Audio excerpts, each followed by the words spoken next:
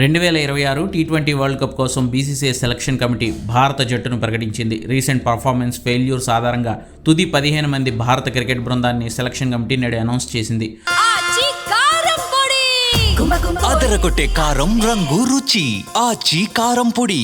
వరుసగా 8 టీ20 సిరీస్ల్లో విజయం సాధించిన కెప్టెన్ సూర్యకుమార్ యాదవ్పై నమ్మకాన్ని కొనసాగించిన బీసీసీఐ బ్యాటింగ్ పరంగా ఫామ్ లేకున్నా తననే కెప్టెన్గా కొనసాగిస్తూ నిర్ణయం తీసుకుంది.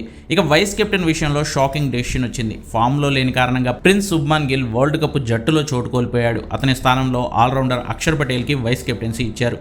గిల్ స్థానంలో అభిషేక్ శర్మతో కలిసి సంజు శాంసన్ ఓపెనర్గా world cup ఆడనున్నాడు. శాంసన్కి backup కీపర్గా Syed Mushtaq Ali టోర్నీలో అదరగొట్టిన జార్ఖండ్కి కప్ గెలిపించిన ఇషాన్ కిషన్కి స్క్వాడ్లో చోటు దక్కింది. ఆసియా కప్, సౌత్ ఆఫ్రికా సిరీస్లో దుమ్మురేపిన తిలక్ వర్మ తన స్థానాన్ని పదిలం చేసుకున్నాడు. సూర్య, ధూబే, రింకు సింగ్లు స్పెషలిస్ట్ బ్యాటర్లుగా ఎంపికయ్యారు. ఆల్రౌండర్ కోటాలో హార్దిక్ పాండ్యా, అక్షర్ పటేల్, వాషింగ్టన్ సుందర్లు చోటు దక్కించుకున్నారు. పేస్ బౌలింగ్ విభాగంలో బుమ్రా, హర్షదీప్ సింగ్ వరల్డ్ కప్ స్క్వాడ్లో ఉంటే గంభీర్ ప్రీశిష్యుడు హర్షిత్ రాణా కూడా బ్యాకప్ పేసర్గా ఎంపికయ్యాడు.